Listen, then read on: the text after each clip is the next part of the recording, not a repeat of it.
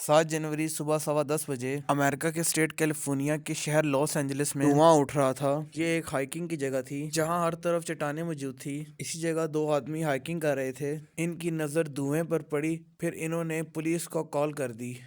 اس سے 6 دن پہلے نئے سال کے دن میں اسی ایریا میں آگ لگی ہوئی تھی، مگر فائر فائٹرز نے اس دن اس آگ کو قابو میں کر لیا تھا اور 6 دن بعد اسی ایریا سے دھواں اٹھ رہا تھا۔ مگر اس وقت کون جانتا تھا کہ یہ امریکہ کے بدترین ڈیزاسٹر میں سے ایک تھا۔ یہ چھوٹی سی چنگاری دیکھتے ہی دیکھتے بہت زیادہ پھیلنی شروع ہو گئی۔ صرف 20 منٹ میں یہ آگ 200 ایکڑ پر پھیل چکی تھی۔ ایک جگہ پیری اسٹیٹ سے یہ آگ پھیلتی ہوئی دوسرے ایریا سنسٹ ایریا پر پہنچ گئی اور گھروں کو عمارتوں کو اپنی لپیٹ میں لیتے ہوئے آگے بڑھتی گئی۔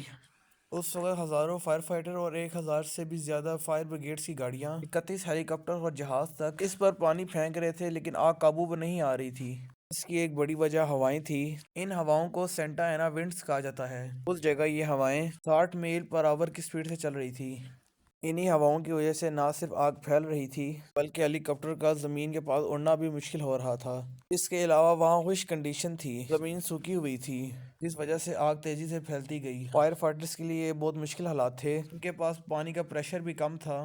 یہ آگ دیکھتے ہی دیکھتے اتنی زیادہ پھیل گئی، اس کے مقابلے پانی بھی کم پڑنا شروع ہو گیا۔ امریکہ کی ریاست کیلیفورنیا میں کئی بار آگ لگ چکی ہے، مگر اس بار جس تیزی سے یہ آگ پھیلی اس پر ایکسپرٹس بھی حیران ہیں۔ اس آگ میں تقریباً 12,000 سے زیادہ گھر اور بلڈنگز جل چکی ہیں۔ 1.5 لاکھ لوگ لاس اینجلس کو چھوڑ کر جا چکے ہیں۔ امریکہ کی اکانومی کو تقریباً $150 ارب جتنا نقصان ہو سکتا ہے۔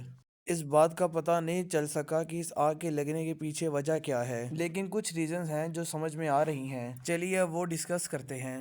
اس کی پہلی وجہ بجلی کا گرنا ہو سکتا ہے کہ بجلی کے گرنے سے اس جگہ آگ لگ گئی، لیکن اس کے چانسز نہ ہونے کے برابر ہیں۔ کہ دوسری وجہ یہ ہو سکتی ہے کہ کسی نے جان بوجھ کر ادھر آگ لگا دی ہو۔ اس کی تیسری وجہ یہ بھی ہو سکتی ہے کہ کسی بجلی کی لائن پر آگ لگ گئی ہو۔ ایک وجہ یہ بھی ہو سکتی ہے کہ اس آگ کے لگنے سے 6 دن پہلے یہاں پر نیو ایئر کے موقع پر جو آگ لگی وہ دوبارہ بھڑک گئی ہو۔ نیو ایئر والے دن کچھ بچے یہاں پٹاخے لے آئے تھے جس کی وجہ سے وہ آگ لگی، اور ہو سکتا ہے کہ 6 دن بعد وہی آگ دوبارہ ایکٹیو ہو گئی ہو۔